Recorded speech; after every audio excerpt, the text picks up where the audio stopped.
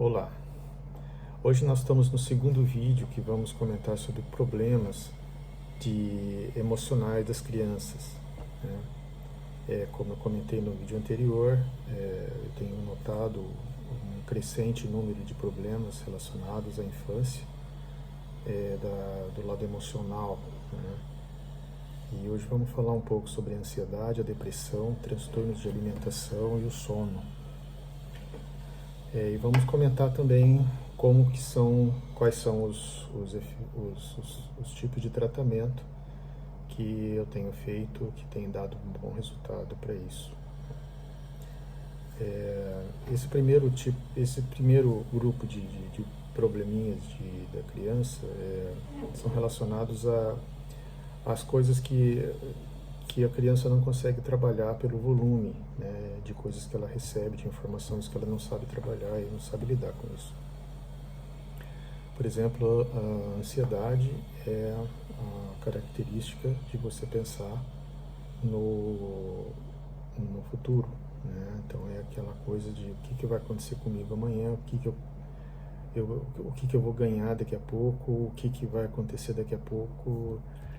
E é um pensar sempre no que vai na ocorrência seguinte daquele momento.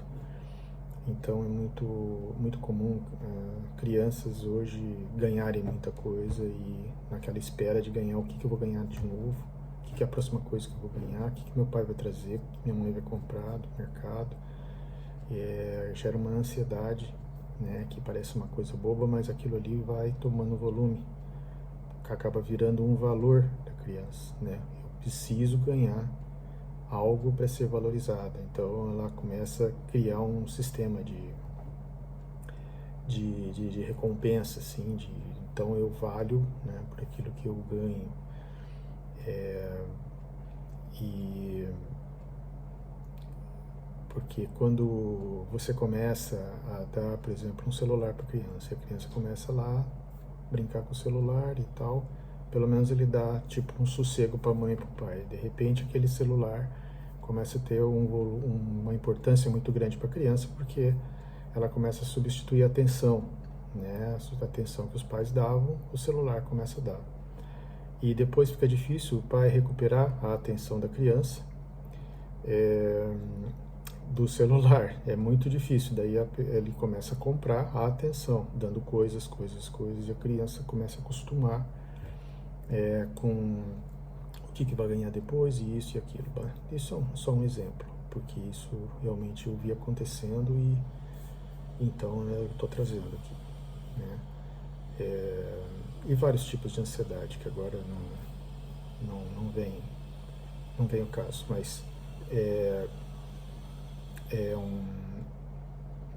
uma forma da criança, ela se acostuma com aquilo e vive daquela forma, e ela vai tomando fazendo parte do próprio ego dela, né? Aquela coisa do querer ganhar cada vez mais e o que vai acontecer. E a ansiedade muitas vezes também de uma mudança de escola, mudança de amiguinhos, mudança de casa, gera assim às vezes uma ansiedade, como eu atendi uma criança agora que ela mudou de casa e a primeira coisa assim, ela adorou a casa nova, de repente ela se trancou no quarto, começou a brincar sozinha e logo em seguida ela fez uma infecção, baixou a imunidade dela, começou com febre e uma virose forte, chorando que queria a casa dela, né?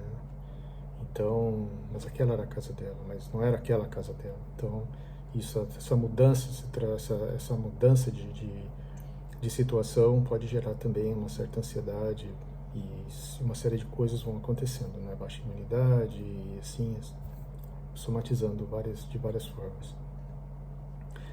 A depressão também é uma causa importante, né? Depressão em criança, lógico que você tem que ver, separar bem quadro depressivo com estado depressivo e com depressão como doença, né? Um quadro depressivo, você ficou deprimida porque aconteceu alguma coisinha, né? Logo em seguida já está tudo bem. Um estado depressivo, morreu o cachorrinho, né? Aí o cachorrinho morreu, ela entrou num estágio de depressão que vai gerar um luto para ela, até ela resolver e passar aquela fase. ela vai ficar naquele estado depressivo. Mas existe o estado depressivo mesmo, como doença, que a criança desenvolve, e daí ela entra num processo que não consegue mais voltar, né? Aí ocorre um mecanismo dentro do psiquismo, né? Que ela entra nesse estado e não consegue mais retornar.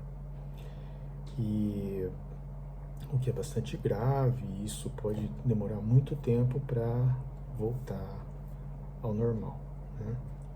Existem outros probleminhas, como transtornos alimentares, né? Tipo bulimia, tipo anorexia, que,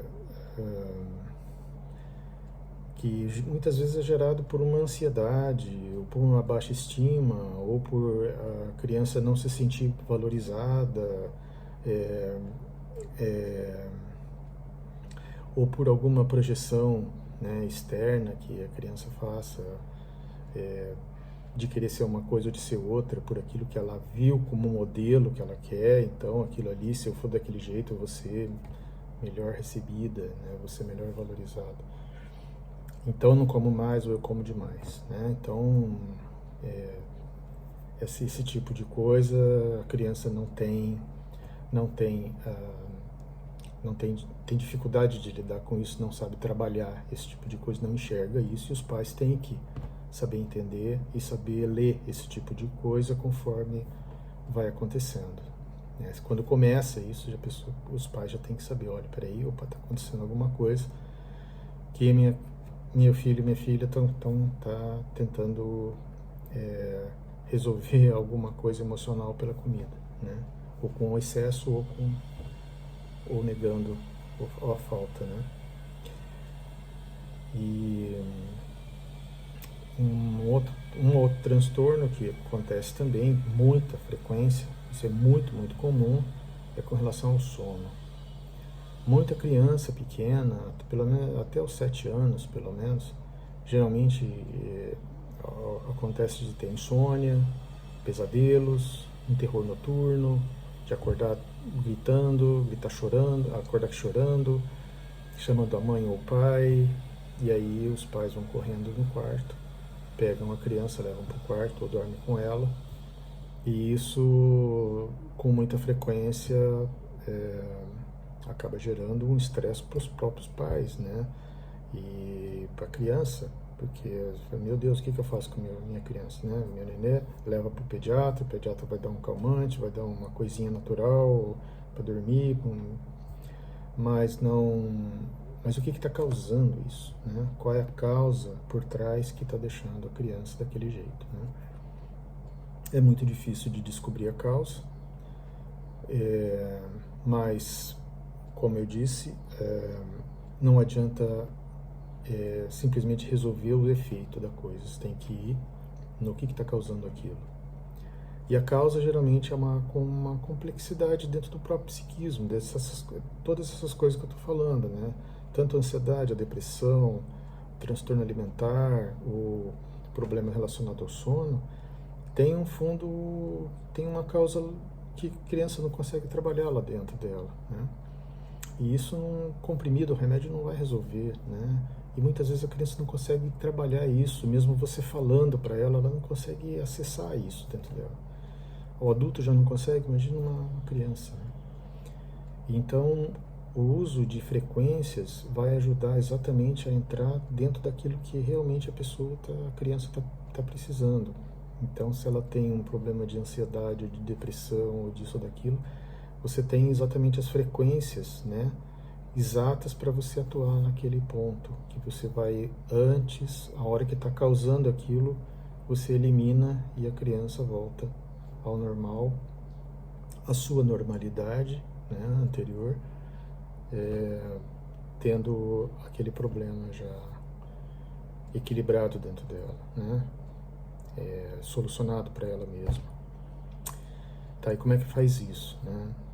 Isso a gente pode trabalhar com equipamento, com frequências Rife, através da emissão por ondas, né, por computador. Pode trabalhar isso à distância ou ou presencialmente. E também eu trabalho dessa forma com o Reiki, com a apometria ou com cura reconectiva, que também pode ser feito presencial ou à distância. Você entra e manda exatamente a frequência necessária para que aquele problema seja resolvido, né?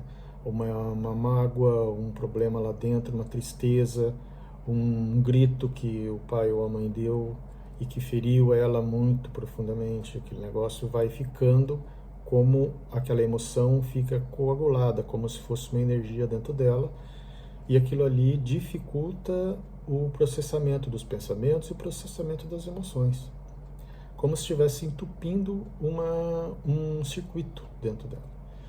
E isso é muito, muito difícil você não tem como enxergar isso, a não ser que você,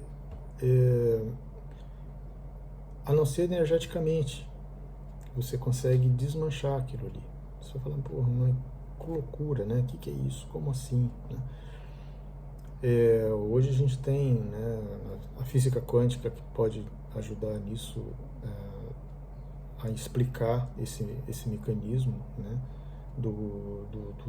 de como uma frequência pode atuar de várias formas, né, desobstruindo esse processo, né, porque a energia ela vem, né, antes da matéria, né, formando antes de virar química, antes da energia emocional, existe uma informação que modula, né, todo esse mecanismo. Então é isso, gente. Esse é o nosso segundo vídeo. O terceiro vídeo eu vou falar sobre outros probleminhas de criança relacionados a um trauma externo, né? E como é que também a gente consegue acessar isso e resolver isso de uma forma não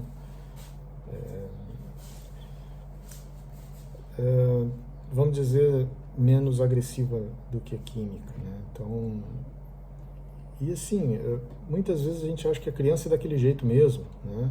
Não, minha criança é assim mesmo. Olha bem, às vezes não é bem assim, e a gente vai deixando a coisa acumular mais para frente, o que pode ser resolvido. Ah, não, daqui a pouco já passa isso aí, né? Pode ser que não passe. Então é melhor, antes que cristalize esse problema na nossa criança, é melhor a gente já tratar e resolver isso, tá bom? Um abraço, até o próximo vídeo.